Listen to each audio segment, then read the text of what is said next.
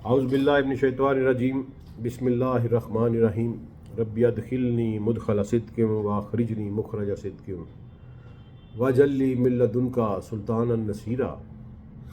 ہم پہنچے تھے کہ نبی کریم صلی اللہ علیہ وسلم اپنے رفیق الاعلیٰ سے جا ملے، اور ہم نے امر کی وضاحت کی تھی، 2 احادیث بھی پڑھی تھیں، اور قرآن پاک کا ایک نص اٹھائی تھی کہ مسلمانوں کی حکومت کا فیصلہ ان کے مشورے سے کیا جائے۔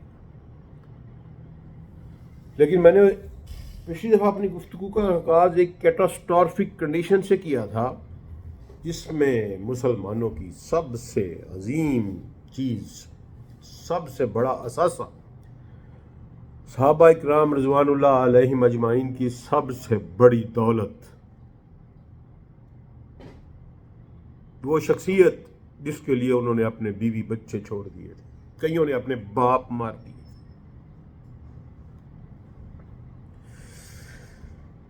کئیوں نے اپنی جائیدادیں چھوڑ دی تھیں، وہ دنیا سے جا چکی تھی۔ آپ یہ اندازہ کر سکتے ہیں کہ ان کے دل پہ کیا کیفیت گزری ہوگی اس وقت؟ صرف ایک واقعہ آپ کے گوش گزار کرتا ہوں، آپ کو پتہ چلے گا کہ ان کی محمد رسول اللہ صلی اللہ علیہ وسلم سے اٹیچمنٹ کیا تھی۔ بدر کی لڑائی بند ہوئی، رسول اللہ صلی اللہ علیہ وسلم تشریف فرماتے اپنے خیمے سے باہر، جو ایک چبوترے پہ بنایا گیا تھا، تو سامنے سے ابو عبیدہ ابن الجراح رہے تھے، اور انہوں نے ایک شخص کا سر پکڑا ہوا تھا، کان سے ہاتھ میں لٹکایا ہوا تھا، کان سے پکڑ کے رسول اللہ کے پاس پہنچے تو رسول اللہ نے کہا کہ ابو عبیدہ کس کا سر لے آئے ہو؟ اس سر کو رسول کے قدموں میں پھینکا اور کہا کہ میرے باپ کا سر ہے، آپ کو گالی دیتا تھا، میں نے گردن اڑا دی۔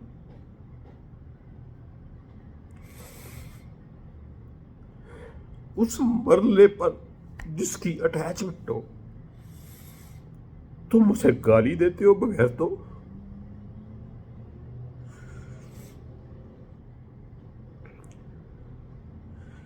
ذرا تصور کریں آپ، ابو عبیدہ کو گالی دینے والے،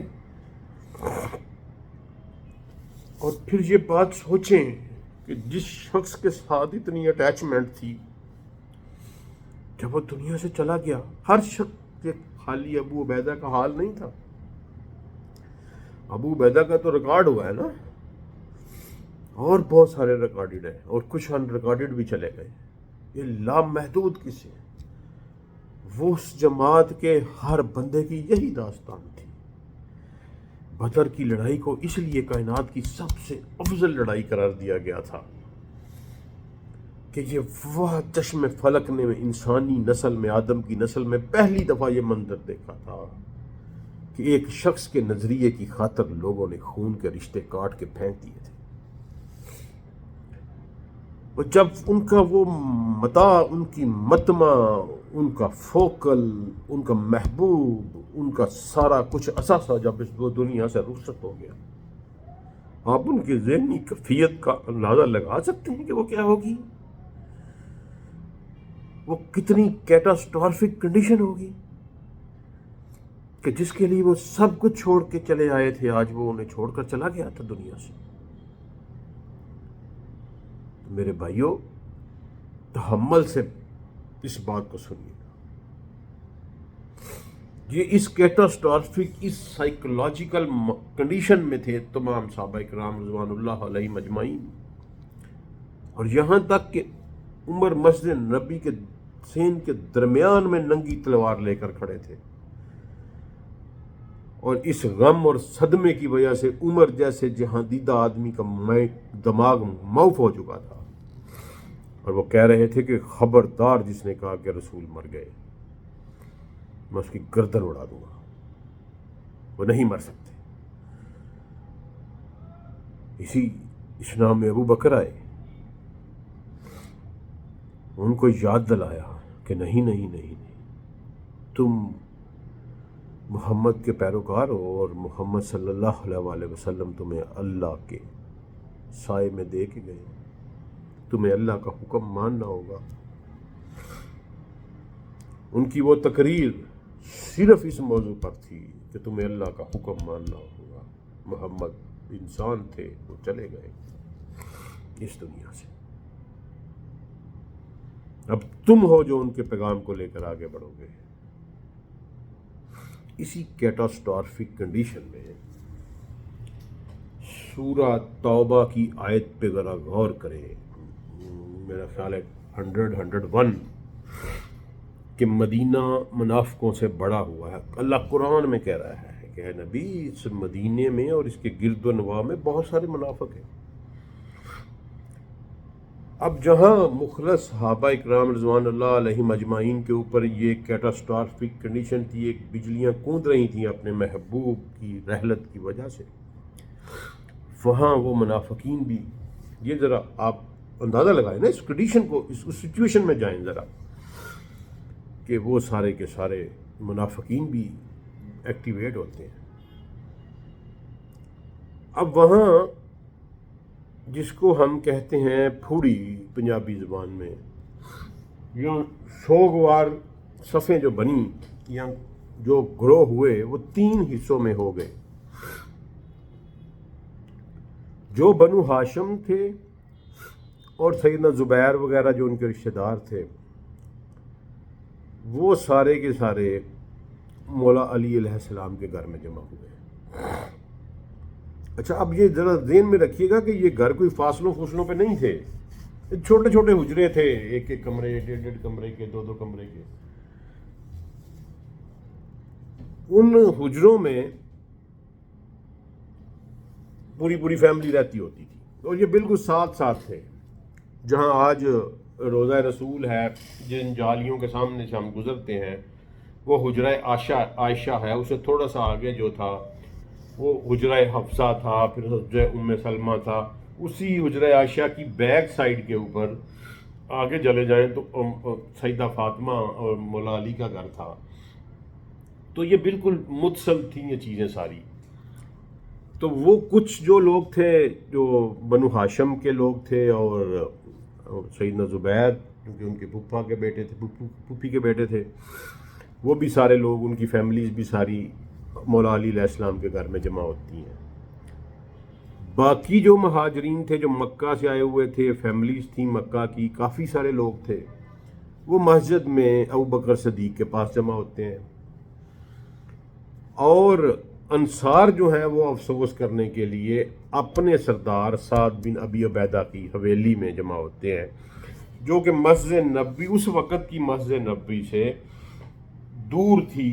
جہاں آج اگر مدینہ شریف میں آپ گئے ہیں تو موو اینڈ پک ہوٹل ہے مرکزیہ کی 3ری رو کے اینڈ کے اوپر جا کے، یعنی کوئی تقریباً، میں نے اس وقت جو ڈسٹینس ہے وہ کوئی تقریباً 1 کلومیٹر پلس بنتا ہے. میں نے اپنے قدموں سے ایک دفعہ اندازہ لگایا تھا کہ باب سلام سے اس کا جو فاصلہ بنتا ہے وہ 1 کلومیٹر پلس ہے.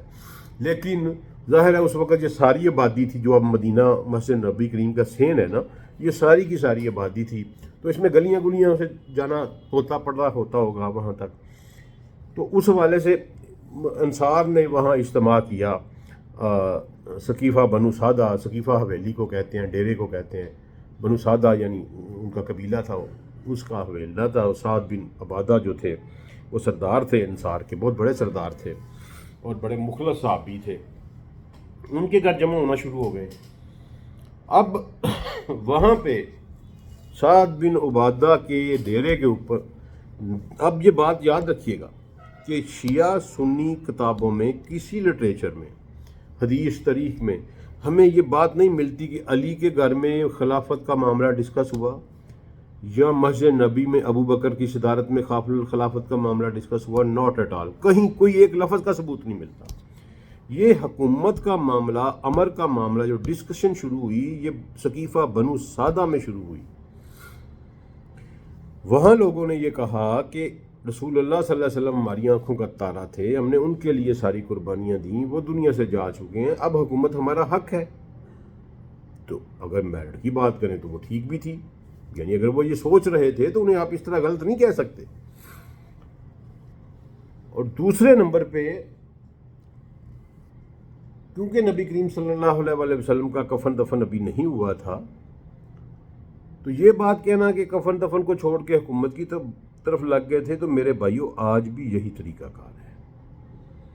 سربراہ مملکت جب بھی فوت ہوتا ہے، جہاں کہیں بھی فوت ہوتا ہے، پوری انسانی تاریخ میں آپ ہسٹری پڑھ کے دیکھ لیں تو سب سے پہلا کام اس کی رحلت کے بعد یہ کیا جاتا ہے کہ اس کا جانشین کون ہوگا۔ وہ اسٹیٹ ہے بھائی، ٹھیک ہے، ہم سب پڑھے لکھے ہیں، ذرا اس پہ غور کیجیے۔ یہ تانا جو دیتے ہیں نا جی، وہ کفن دفن سے وہی کفن کرنا ہی یہ تھا، کرنا چاہیے تھا۔ اگر علی کے گھر میں یہ ڈسکس نہیں ہو رہی تھی اور مسجد نبی شریف میں یہ ڈسکشن نہیں ہو رہی تھی تو وہ اس کیٹاسٹرافک کنڈیشن کی وجہ سے نہیں ہو رہی تھی، وہ سب تمام لوگ صدمے میں تھے، اس لیے وہ اس بات پہ گفتگو نہیں کر رہے تھے۔ اور یہ زیادہ دیر نہیں ہوئی تھی رسول اللہ صلی اللہ علیہ وسلم کی رحلت کو، گھنٹے 2 گھنٹے کی بعد کی بات ہے، ظہر کے نماز کے بعد کی بات ہے کہ جب یہ پیغام پہنچا ہے ایک بندہ۔ اور اب میں آپ کو یہ بتاؤں کہ چونکہ رسول اللہ صلی اللہ علیہ وسلم کا جسم عطر مبارک جو تھا وہ اماں عائشہ کے گھر میں پڑا ہوا تھا، اور اماں عائشہ ابو بکر صدیق کی بیٹی تھیں، اور ابو بکر صدیق کے اوپر اندر جانے میں کسی قسم کی کوئی پابندی نہیں تھی، لہٰذا ابو بکر صدیق رسول اللہ صلی اللہ علیہ وسلم کے گھر کے اندر تھے، عمر فاروق باہر تھے، علی اپنے گھر میں بیٹھے ہوئے تھے۔ وہاں ایک بندہ آیا اور اس نے عمر کو یہ بات کہی کہ عمر انصار اکٹھے ہوئے ہیں اور انہوں نے خلافت، وہاں بھی یہی لفظ ہے کہ امر کے بارے میں ڈسکشن شروع کر دی ہے، حکومت کے بارے میں، اور جلدی اس کو روکو، ان کو کہیں یہ نہ ہو کہ وہ کوئی فیصلہ کر لیں۔ اب سیدنا عمر کہتے ہیں میں نے ابو بکر کو پیغام بھیجا، انہوں نے کہا کہ نہیں میں نہیں آ سکتا، پھر دوبارہ پیغام بھیجا، دوسری دفعہ پیغام بھیجنے کے بعد ابو بکر باہر آئے تو ان کو عمر نے بتایا کہ یہ مسئلہ مجھے یہ بندے نے بتایا آ کے کہ وہاں حکومت کے بارے میں ڈسکشن ہو رہی ہے، تو اگر انہوں نے اپنے تئیں کوئی فیصلہ کر لیا تو اس کا فساد پھیل جائے گا۔ بڑا سگیشیس، بڑا وائز ڈیسیژن تھا۔ اور ابو عبیدہ بھی انہیں مل گئے، انہوں نے ابو عبیدہ کو بھی کہا، ابو عبیدہ نے بھی یہی کہا کہ ہاں چلنا چاہیے۔ اب یہ اس سارے سگیشیس ڈیسیژن، یہ وائز ڈیسیژن تھا، اس کو کسی قسم کا کوئی کرٹیسائز نہیں کیا جا سکتا، کیونکہ واقعی فساد پھیل جاتا اگر ایک گروپ جو ہے وہ اپنا خلیفہ بنا لیتا، اپنا امیر منتخب کر لیتا تو۔ لیکن اس ڈیسیژن میں جو اللہ کی منشاء کی وجہ سے جو چیز رہ گئی، اس کیٹاسٹرافک سائیکالوجی کی وجہ سے کہ انہیں مولا علی کو بھی ساتھ لے جانا چاہیے تھا، لیکن چونکہ ان کی کوئی بدنیتی اس میں شامل نہیں ہے، عمر نے ابو بکر کو بتایا، وہ چلنے پہ رضامند ہوئے، دروازے پہ انہیں ابو عبیدہ ملے، انہوں نے ابو عبیدہ بھی اب چھوٹے بندے تو تھے نہیں، بہت بڑا قد کاٹ ہے ان کا، امین الامت نبی کریم صلی اللہ علیہ وسلم کے، میری امت کا سب سے ایماندار شخص۔ میں نے بتایا نا کہ اس جماعت کے ہر ایک بندے کے پاس اپنا اپنا سرٹیفکیٹ ہے، اپنا اپنا عہدہ ہے، اپنا اپنا ترہ ہے جو نبی صلی اللہ علیہ وسلم نے عطا کیا ہے۔ ان کو کرٹیسائز کرتے ہوئے سوچ لیا کریں، تھوڑا سا گالی دینا تو بڑی دور کی بات ہے، ان پہ بات کرتے ہوئے سوچ لیا کریں۔ تو آج یہ بات سمجھ آتی ہے کہ وہاں علی علیہ السلام کو اگر ساتھ لے جاتے ہیں تو شاید یہ سارا کچھ نہ ہوتا جو آج ہو رہا ہے، لیکن بہرحال وہ نہیں، ان کے ذہن میں یہ بات آئی، وہ نہیں لے کے گئے۔ جب وہ وہاں پہنچے تو اس پہ بڑی صراحت کے ساتھ سیدنا عمر نے خطبہ دیا ہوا ہے، اپنا آخری زندگی کا آخری خطبہ، جس میں انہوں نے یہ بیان کیا ہے باقاعدہ کہ یہ کیٹاسٹرافک کنڈیشن تھیں، ہنگامی حالات تھے، ہم وہاں پہنچے، ہمیں رستے میں 2 بندے ملے جو اہل بدر میں تھے، ان کے نام بھی ہیں، بڑے بزرگ صحابی ہیں وہ انصار کے۔ انہوں نے کہا کہ یار نہ جاؤ، انہوں نے اپنا فیصلہ کر لیا ہے، تم اپنے امر کا فیصلہ کرو، انہوں نے اپنی حکومت کا فیصلہ کر لیا ہے، تم اپنی حکومت کا اب جا کے فیصلہ کرو۔ تو وہاں ان تینوں صحابہ نے کہا کہ نہیں ہمارے وہ بھائی ہیں، ہم ضرور جائیں گے۔ جب وہ وہاں پہنچے تو وہاں پہ گرما گرم بحث ہو رہی تھی، اور حضرت عمر فرماتے ہیں کہ معاملہ بہت طول پکڑ چکا تھا، اور یہ بڑے جذباتی ہوئے تھے انصار جو تھے، اور وہاں پھر جا کے وہ ایک ڈیٹیل واقعہ ہے اسقیفہ بنو سعدہ کا، لیکن بہرحال وہاں طویل ایک بحث ہوئی. پہلے ابو بکر صدیق نے تقریر کی، پھر سعد بن ابی عبادہ نے تقریر کی. ابو بکر صدیق نے انہیں یہ تجویز دی کہ دیکھو عرب جو ہیں وہ نہیں مانیں گے کسی اور کی خلافت کو، قریش کے علاوہ کسی اور کی حکومت کو تسلیم نہیں کریں گے. تو ہم رسول اللہ صلی اللہ علیہ وسلم کے قرابت دار ہیں، ان کے رشتہ دار ہیں قریش والے جو ہیں، تو تم ہمیں امیر بننے دو، تم جو ہے نا وزارت لے لو، وزیر بن جاؤ. پھر سعد بن عبادہ نے کہا نہیں کہ ہمارا حق ہے، ہم نے رسول اللہ صلی اللہ علیہ وسلم کو پناہ دی، اسلام ہماری آغوش میں پروان چڑھا، ہماری تلواروں سے قریش کے خون ٹپکتے رہے، تو لہذا اس پہ ہمارا حق ہے. ابو بکر صدیق نے پھر انہیں کہا کہ ہم تمہاری کسی قربانی سے انکار نہیں کرتے، تمہاری فضیلت سے انکار نہیں کرتے. یہ ڈسکشن ہوتی رہی. پھر سیدنا عمر نے خطاب کیا. پھر وہاں ایک بزرگ صحابی تھے انصار، ان کی عزت میں قرآن بھی اتر چکا تھا، وہ بہت صاحب الرائے اور بڑے سمجھدار انصار کے صحابی تھے. مجھے نام ذہن سے نکل گیا ہے، مجھے یاد آ جائے میں بتاؤں گا آپ کو.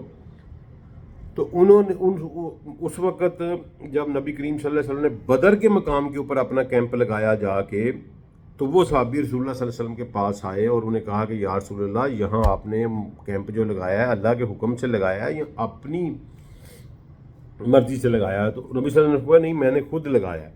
تو انہوں نے کہا پھر یا رسول اللہ اس جگہ سے وہ جگہ بہتر ہے.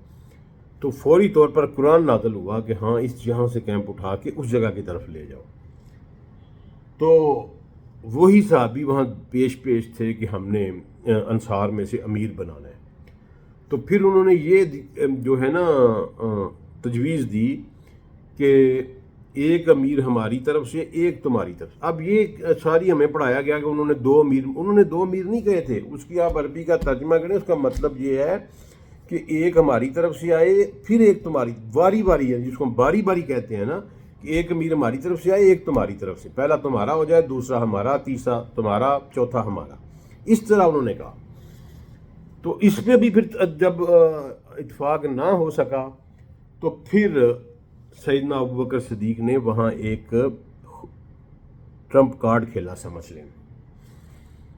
انہوں نے کہا کہ اے سعد بن عبادہ، تمہیں میں اللہ وحدہ لا شریک کی قسم دے کر کہتا ہوں کہ کیا تم وہاں بیٹھے ہوئے نہیں تھے جب رسول اللہ صلی اللہ علیہ وسلم نے یہ کہا تھا کہ امارت جو ہے، امر جو ہے وہ قریش میں رہے گا میرے بعد؟ تو وہاں سعد بن عبادہ جو ہے نا وہ ہاتھ پھینک گئے. پھر انہوں نے کہا ہاں، کیونکہ ظاہر ہے رسول اللہ علیہ وسلم کی ذات آ گئی، انہوں نے اللہ کی قسم دے دی، تو وہ وہاں موجود تھے، اس لیے ابو بکر نے کہا تھا. ظاہر ہے 2 4 5 لوگ وہاں موجود ہوں گے جب یہ بات ہوئی ہوگی. تو سعد بن عبادہ بھی تھے وہاں، ابو بکر صدیق بھی. تو ابو بکر صدیق نے یہ قسم دی جس پہ یہ فیصلہ ہوا. آج تک آپ کو نہیں بتایا جاتا کہ یہ ہوا کیا. انہوں نے وہاں یہ کہا کہ تمہیں اللہ کی قسم ہے، تم مجھے یہ بتاؤ کہ کیا رسول اللہ صلی اللہ علیہ وسلم نے یہ نہیں کہا تھا؟ انہوں نے کہا نام. ہاں کہا تھا. تمام انصار اٹھ کے کھڑے ہو گئے. سیدنا نعمان بن بشیر سب سے پہلے کھڑے ہوئے. سیدنا بشیر بن عبادہ، نعمان بن بشیر کے والد، وہ سب سے پہلے کھڑے ہوئے اور انہوں نے کہا کہ یار اگر یہ بات ہے تو تم کیوں ہمارے ساتھ بحث کر رہے ہو؟ ٹھیک ہے، اچھا ہم تیار ہیں. جب وہ نام کہہ دیا سعد بن عبادہ نے اور یہ بات مان لی کہ میری موجودگی میں رسول اللہ نے یہ فرمایا تھا، تو انصار چونکہ رسول اللہ صلی اللہ علیہ وسلم کے دل دادا تھے، ان پہ جان، ان کے پروانے تھے، انہوں نے کہا ہمارے رسول کی بات کی تصدیق ہو گئی، سوری. وہ سارے اٹھ کھڑے ہوئے. تو پھر عمر کہتے ہیں میں نے ابو بکر کا ہاتھ پکڑ کے تو اس کے اوپر بیعت کی اور لوگوں کو کہا کہ یہ ہم میں سب سے اعلیٰ ہے، یہ صاحب یہ غار ہے، یہ ثانی و سنین ہے. اس وقت انہوں نے کہا کہ اس کو اللہ کے رسول نے اپنے بعد مسلح پہ بھی کھڑا کیا تھا، لہذا ہم میں سب میں سے بہتر یہی ہے، تو اس کی بیعت کر لو. وہاں جناب پھر تمام انصار نے بھی بیعت کر لی، اور اتنی دیر میں جتنے مہاجرین وہاں اکٹھے ہو چکے تھے انہوں نے بھی بیعت کر لی.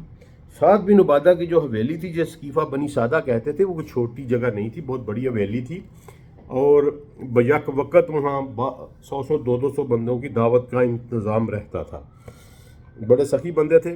پورے 9 سال جو ہیں ان کے گھر سے 2 وقت اصحاب صفہ کے لیے کھانا آتا رہتا تھا، اور جن کی تعداد ویریبل تھی، 100 سے لے کر 150 تک ان کی تعداد ویریبل رہتی تھی، اور 9 سال مسلسل صبح و شام کا کھانا سعد بن عبادہ نے اصحاب صفہ کو کھلایا ہوا ہے۔ ٹھیک ہے جی، کسی بندے پہ آپ تنقید نہیں کر سکتے، کسی کی نیت پہ شک نہیں کر سکتے، یہ اتنے بڑے لوگ تھے۔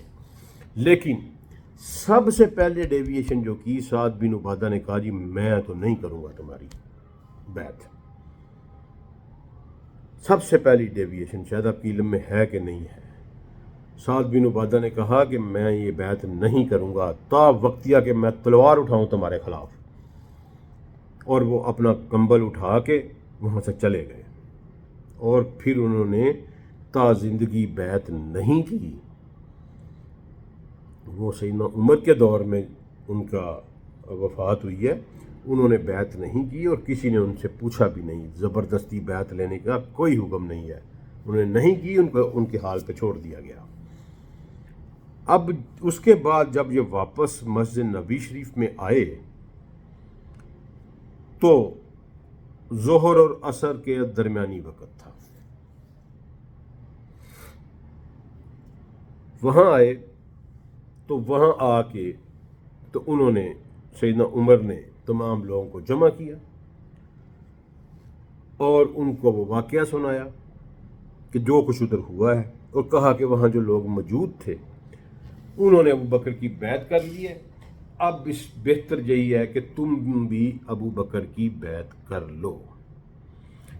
اس وقت علی اور زبیر وہاں موجود نہیں تھے، یہ اپنے گھر میں تھے، اور جس طرح میں نے پہلے بیان کیا ہے کہ تمام کے تمام بنو ہاشم اور سیدنا زبیر کی فیملی بھی ادھر بیٹھی تھی، تو وہاں جتنے لوگ موجود تھے انہوں نے حضرت ابوبکر کی بیعت کر لی اسی دن، مغرب کی نماز سے پہلے جس دن رسول اللہ صلی اللہ علیہ وسلم وفات پائے ہیں، اسی دن مغرب کی نماز سے پہلے ابوبکر صدیق کی بیعت تمام مہاجرین و انصار کر چکے تھے، ما سوائے مولا علی، زبیر اور بنو ہاشم کے۔ اب اس کے اوپر جو کہانی اور بکواس تراشی گئی کہ پھر وہ نبی صلی اللہ علیہ وسلم کو دفن 3 دن وہاں، بالکل غلط بات ہے۔ یہ سوموار کی بات ہے، پیر والے دن شام کو، صبح کو نبی کریم صلی اللہ علیہ وسلم کا وصال مبارک ہوا،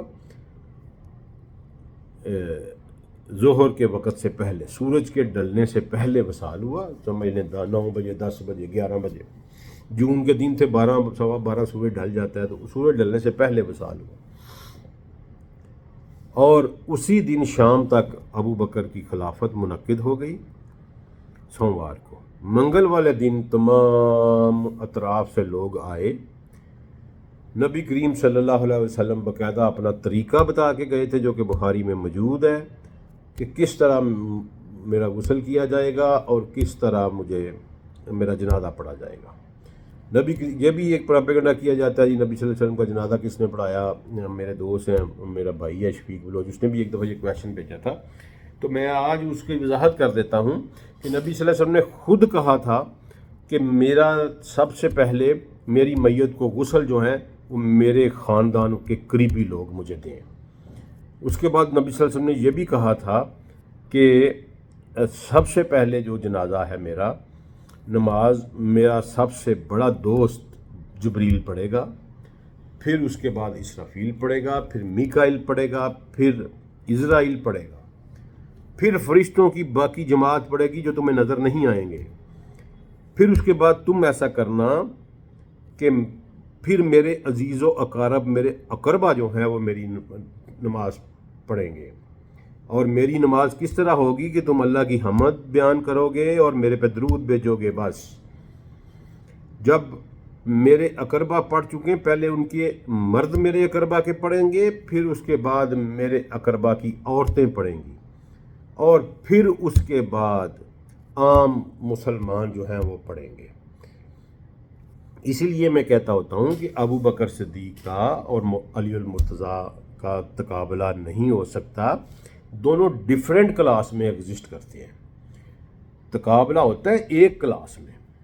مثلاً اگر آپ کو کوئی یہ کہے، ایک رف سی مثال دینے لگا ہوں، کہ آپ کو یہ کہے کہ بھئی شیر اور باز میں کون پہلے نمبر پہ ہے، وہ بھائی باز کا اپنا جہان ہے، شیر کا اپنا جہان ہے، ان میں تقابلہ ہو ہی نہیں سکتا. تو ابو بکر صحابہ کی کلاس میں نمبر 1 ہے، علی اہل البیت کی کلاس میں نمبر 1 ہے. اہل البیت علیحدہ کیٹیگری ہے، صحابہ علیحدہ کیٹیگری ہے. کیپ ان مائنڈ، اہل البیت کے لیے قوانین بھی اور ہیں، صحابہ کے لیے قوانین اور ہیں. کسی صحابی کے اوپر جو ہے وہ صدقہ زکوٰۃ حرام نہیں کی گئی. اہل بیت بھوکا مر جائیں گے، ان کے لیے حرام کر دیا گیا صدقہ. یہ ڈفرینٹ قانون ہے، اس کا مطلب ڈفرینٹ کلاس ہے. قرآن پاک میں اللہ نے نبی صلی اللہ علیہ وسلم کے اہل بیت کو ان کی عورتوں کو مخاطب کرتے ہوئے کہا کہ تم اگر کوئی گناہ کرو گی تو تمہیں ڈبل عذاب دیا جائے گا. امام زین العابدین کہتے ہیں کہ ہمارے گھروں میں فرشتے اترتے تھے، وہی ہمارے گھروں میں نازل ہوتی تھی، لہذا اگر ہم غلطی کریں گے تو ہماری پکڑ بڑی سخت ہوگی. وہ کلاس علیحدہ تھی، یہ کلاس علیحدہ تھی، دونوں اپنی اپنی کلاس میں نمبر 1 تھے. بھائی نہیں دو کلاسوں کا آپس میں تقابلہ نہیں ہو سکتا. صحابہ میں سب سے نمبر 1 ابوبکر صدیق، اہل البیت میں سب سے بڑے رتبے والے مولا علی علیہ السلام. لہذا یہ ختم اختلاف، کسی قسم کا کوئی اختلاف نہیں الحمدللہ. اس کے بعد جب بیعت ہو گئی تو منگل والے دن تمام لوگوں نے آ کے نماز پڑھی. جو قریب لوگ پہنچ سکتے تھے، ٹولیوں کی صورت میں لوگ آتے رہے، درود پڑھ کے نماز پڑھ کے حجرے سے باہر نکلتے رہے. اور منگل اور بدھ کی درمیانی رات کو نبی کریم صلی اللہ علیہ وسلم کو سپرد خاک کر دیا گیا. اما عائشہ فرماتی ہیں کہ بدھ کی رات کو 12 بجے کے بعد ہمیں پھاڑوں کی آواز آ رہی تھی اور ہم سمجھ گئے کہ رسول اللہ صلی اللہ علیہ وسلم کو سپرد خاک کیا جا رہا ہے. یہ حقیقت ہے بھائیو، میں نے اس پہ پوری تصدیق کی ہے، پوری تحقیق کی ہے. کسی قسم کی اور اس میں ملاوٹ نہیں ہے. جو کچھ میری سمجھ میں آیا ہے میں نے آپ کو بیان کر دیا ہے. کسی کی مرضی میری بات مانے، کسی کی مرضی نہ مانے. میں نے اس کے اوپر 4-5 سال ریسرچ کر کے، اسٹڈی کر کے، یہ سارا مواد اکٹھا کر کے ایک سمیرائز کر کے آپ کے سامنے بیان کر دیا ہے. اب مسئلہ صرف آخری 3 منٹ 2.5 منٹ میں بیان کروں گا کہ مولا علی نے بیعت نہیں کی. میں نے خود آپ کو کہا ہے. تو یہ جو روایاتیں آتی ہیں، بکواس کی جاتی ہے کہ جی خالد بن ولید جو ہے وہ رسی کھینچ کے لے کے آئے مولا علی کے گلے میں ڈال کے، اور عمر فاروق نے جناب دروازہ جلا دیا. او یار، کہاں خالد بن ولید، کہاں مولا علی علیہ السلام. تو خالد بن ولید کی یہ جرت نہیں کہ مولا علی کے قدموں کی طرف بھی دیکھ سکے. خالد بن ولید بہت بڑا بہادر ہوں گے، سیف اللہ ہیں، اللہ ان پر ہزاروں کروڑوں رحمت محسن اسلام ہے، لیکن خدا کی قسم وہ اس قابل نہیں ہے کہ مولا علی کے پیروں کی طرف بھی دیکھ سکیں. ان کی کیا جرت ہے کہ وہ شیر خدا کے گلے میں رسی ڈال سکے. وہ جاؤ کا مقرر، خالد بن ولید آیا اتنا شیر خدا کے گلے میں رسی ڈالنے والا. بکواس ہے ساری، جھوٹ ہے سارا کچھ. اور یہ جو کہا جاتا ہے، یہ زہری نے جو روایت بیان کی ہے عروہ کے توسط سے کہ جی 6 ماہ بعد بیعت کی، بالکل قطعی غلط بات ہے. اس وقت موقع پہ بیعت نہیں کی مولا علی علیہ السلام نے. نبی صلی اللہ علیہ وسلم کا کفن دفن ہوا اور 2 یا تیسرے دن انہوں نے بلوایا ابو بکر کو اپنے گھر میں، اور وہ ساری بات جو میں نے آپ کو پہلے بتائی ہے وہی مکالمہ ہوا. اور دوسرے اور تیسرے دن علی نے، بنو ہاشم نے اور زبیر کی فیملی نے رضوان اللہ علیہم اجمعین، انہوں نے ان کی بیعت کی، ابو بکر صدیق کی. اس کا ثبوت میں آپ کو یہ دیتا ہوں کہ ابو بکر نے خلافت سنبھالنے کے بعد، نبی صلی اللہ علیہ وسلم کے دفن کے بعد، سب سے پہلا جو فیصلہ کیا وہ لشکر اسامہ کی روانگی تھی. 3000 صحابہ لشکر اسامہ کے ساتھ چلے گئے. اور اس کے بعد بنو غطفان جو مدینہ کے قریب ایک قبیلہ رہتا تھا وہ مرتد ہو گئے، اور انہوں نے مدینہ کے اوپر حملہ کرنے کا اعلان کر دیا، اور بہت سارے لوگوں کو وہاں اپنے قبیل میں جمع کرنا شروع کر دیا. تو سب سے پہلا جھنڈا، ربضہ کی لڑائی اس کو کہتے ہیں، سب سے پہلا جھنڈا جو ابو بکر نے دے کے نکالا وہ علی المرتضیٰ کو تھا، اور اس لڑائی میں بنو غطفان کے خلاف مدینے میں جتنے 4 کارنرز کے اوپر ابو بکر صدیق نے چیک پوسٹیں بنائیں، ان چاروں میں سے جو جھنڈے دیے وہ ایک مولا علی علیہ السلام کو دیا، ایک طرف زبیر کو دیا، ایک طرف عبداللہ بن مسعود کو دیا۔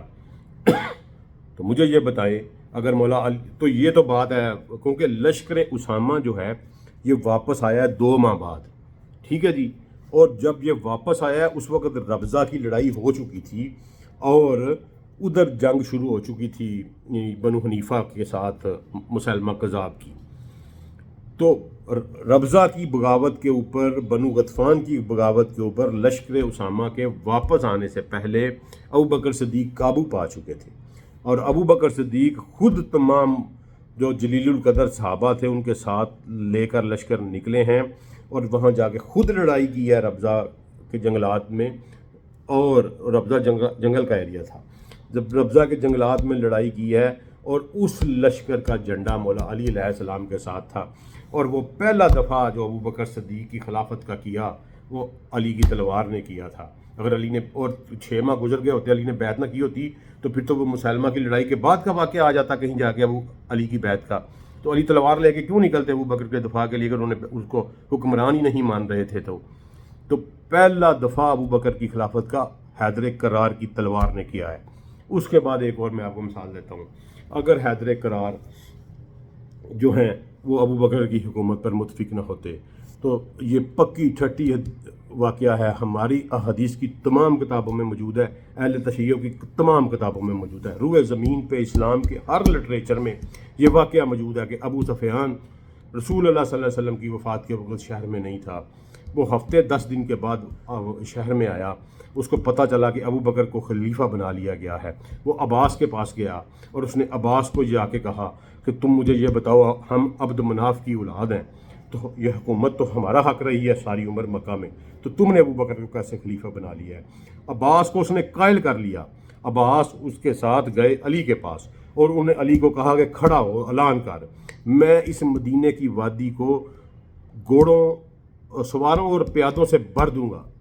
تو یہ بہت بڑا موقع تھا۔ مولا علی تو محسن اسلام ہے، مولا علی محسن ابو بکر ہے، مولا علی محسن خلافت راشدہ ہے۔ نکمو غور کرو ذرا اس کے اوپر، تم خود شیعہ کی کتابوں میں یہ واقعہ موجود ہے کہ ابو سفیان وہاں گیا اور مولا علی کو کہنے لگا کہ علی تم کھڑے ہو ابو بکر کے خلاف، میں مکہ کی وادی کو سواروں اور پیادوں سے بھر دوں گا۔ انہوں نے کہا اب ابو سفیان تم کس دن کے اسلام کے ساتھ مخلص ہو گئے ہو؟ یہ وہی سوار اور پیادے ہیں نا جن کو میں نے مار مار کے خندق کے مقام پر ان کو بگایا تھا، انہی کو لے کے آؤ گے نا، جاؤ اپنا کام کرو جا کے۔ تو ابو بکر صدیق کی خلافت تو بچائی مولا علی نے۔ اگر اس وقت مولا علی بات مان جاتے ابو سفیان کی تو وہاں تو کام خراب ہوتے ہی، کڑچ فنش ہو جانا تھا کام۔ تو ابو بکر کی خلافت کا سب سے بڑا پروٹیکٹر، بنو غطفان کے خلاف، مرتدین کے خلاف پہلی تلوار جو نکلی وہ حیدر کرار کی تھی ابو بکر کے دفاع میں، اور ابو سفیان کی سازش کے منہ توڑ جواب دینے والا حیدر کرار علی المرتضیٰ علیہ السلام۔ تو ابو بکر کی خلافت کو پروٹیکٹ اور سالیڈیفائی کرنے میں مولا علی کا ایک بہترین کردار ہے۔ کیسی باتیں کرتے ہیں آپ یار، کہ میں نے آپ کو کہا پہلے بیعت نہیں کی، گلا شکوہ بھی کیا، مولا علی کا ساری زندگی یہ دعویٰ رہا کہ ہم اس کو اپنا حق سمجھتے تھے، انہوں نے کہا، یا سمجھتے ہیں، دونوں باتیں ہمیں قبول ہیں، لیکن چونکہ مسلمانوں کے مشورے میں نہیں آئیں، انہوں نے کبھی اس پہ کچھ رنجش کا مظاہرہ نہیں کیا۔ تو اگر وہ سمجھتے تھے تو کوئی بات نہیں اس میں، انہوں نے کبھی زندگی میں یہ نہیں کہا کہ رسول اللہ صلی اللہ علیہ وسلم مجھے یہ دے کے گئے تھے۔ تو یہ میں نے وضاحت سے بیان کر دیا کہ ابو بکر کی خلافت کو سالیڈیفائی کرنے میں علی المرتضیٰ کا کیا ہاتھ ہے، اور یہ واقعہ جو ابو سفیان والا یہ میں بتا رہا ہے، اور چونکہ یہ شیعہ کی کتب میں بھی موجود ہے اور سنیوں کی کتب میں بھی موجود ہے، تو لہٰذا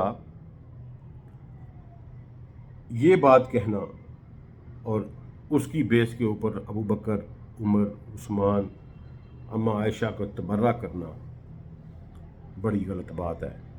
اللہ تعالیٰ ان سے نپٹیں گے، اور انشاءاللہ آپ دیکھیے گا قیامت والا دن مولا علی خود ان سے نپٹیں گے۔ مولا علی نے جس طرح ابو بکر کا دفاع بنو غطفان کے خلاف جا کر تلوار نکال کے کیا تھا، مولا علی نے جس طرح منہ توڑ جواب دیا تھا ابو سفیان کو ابو بکر کے دفاع میں، مولا علی روز محشر بھی ابو بکر کا دفاع کرتے ہوئے نظر آئیں گے۔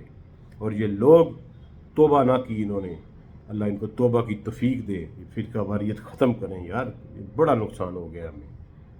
یہ حقیقتیں ہیں جناب والا، یہ میری زندگی کا نچوڑ ہے، میں نے آپ کے سامنے بیان کر دیا ہے۔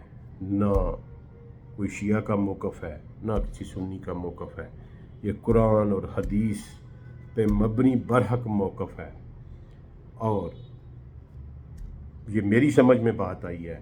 میں اپنے آپ کو ثابت تقلید نہیں کہتا۔ آپ کو میری بات اچھی لگے مان لیجئے گا، نہ اچھی لگے آپ سوال کر سکتے ہیں، میں آپ کو جواب اس کا اپنی عقل شعور کے مطابق دے دوں گا۔ بحث کاؤنٹر آرگومنٹ جو ہے وہ اچھا نہیں لگتا۔ آپ اپنے پوائنٹ پہ سٹک رہیں، میں اپنے پہ رہوں، تو بات تو ختم نہیں ہوتی۔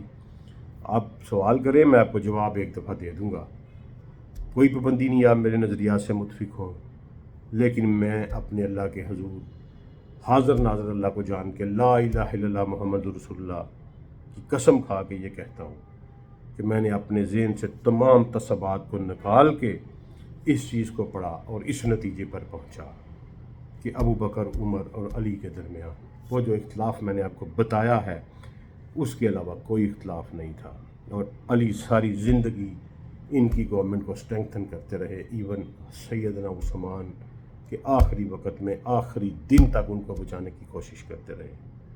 علی جہاں ابو بکر صدیق کا مرتدین کے خلاف ایک بے تحاشا لازوال رول ہے، ہم انہیں سلام پیش کرتے ہیں۔